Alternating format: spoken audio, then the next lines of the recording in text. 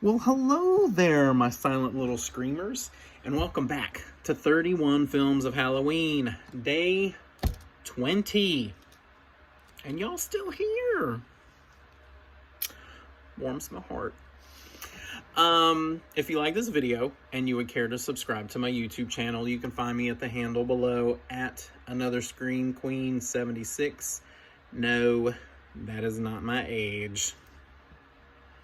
But we are going to go back in time, actually further than that, 104 years to be exact. And I know what you're thinking. You're like, good Lord, what this fool got us watching now? But bear with me. It is 1920s Dr. Jekyll and Mr. Hyde, starring John Barrymore.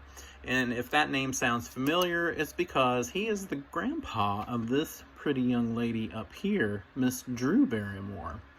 And the whole family has a lineage of being either on screen or on stage. There's also Lionel Barrymore and Ethel Barrymore, Drew's great uncle and aunt. And they had great careers. Both were Oscar winners. So it just runs in the family. But today we're going to be talking about Dr. Jekyll and Mr. Hyde. And everybody knows this story.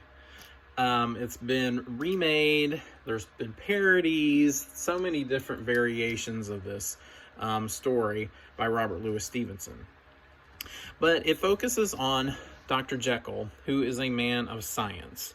And he also he helps out those who are in need with medical issues or illnesses.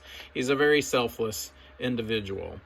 But he gets criticized by his peers and friends for not, indulging in anything outside of his buttoned-up, straight-laced life. They're all like, dude, come on, let's go to the bar. Shots!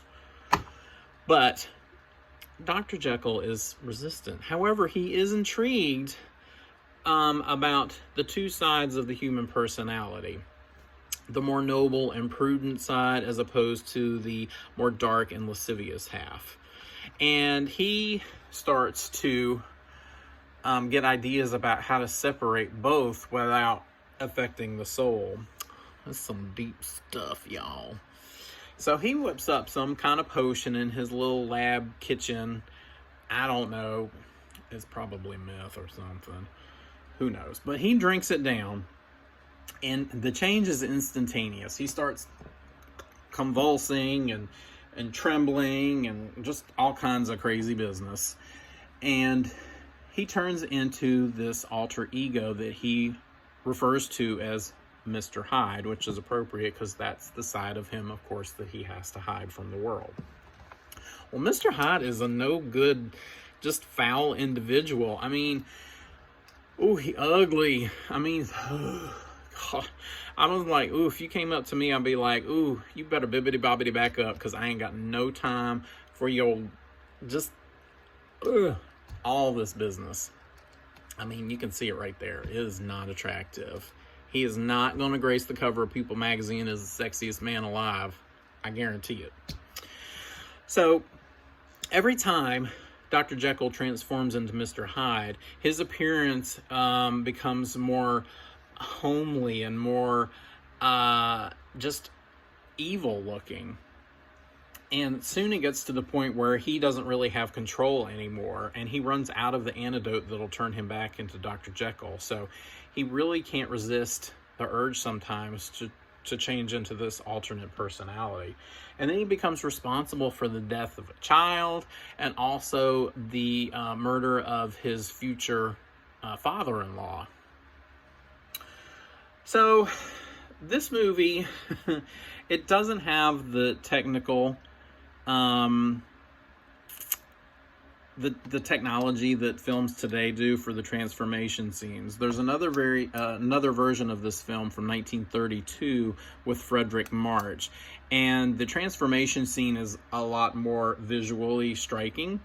Here, though, it still does a great job. I mean, it doesn't even look like John Barrymore when he transforms. I don't know what kind of prosthetics were used in his makeup, but he has like this almost bulbous pointed head, and his teeth are all jacked. I mean, dude got to go to the orthodontist like stat, and then he's got these like elongated fingers. He needs like a manicure or something. It's rough looking. And every time he changes, it just gets worse and worse. And he really, truly is a vile-looking individual. Like, he just feels evil. This movie isn't super long. It's about an hour and 20 minutes. And I mean, I'm not a huge silent film fan, but I am intrigued by them. And this film really held my attention, just for John Barrymore's performance. It is at times a little overwrought when he's transforming. It borders on hammy. But the two sides of the personality that he performs are just amazing. Like, his Mr. Hyde is just foul, just this foul individual. So, I'm going to give Dr. Jekyll and Mr. Hyde a 3 1/4 pumpkins. It's definitely worth seeing if you're intrigued by the first incarnation of this film, and definitely for John Barrymore's performance. So yeah, 3 1/4 pumpkins, and until next time, be careful when you pick your poison.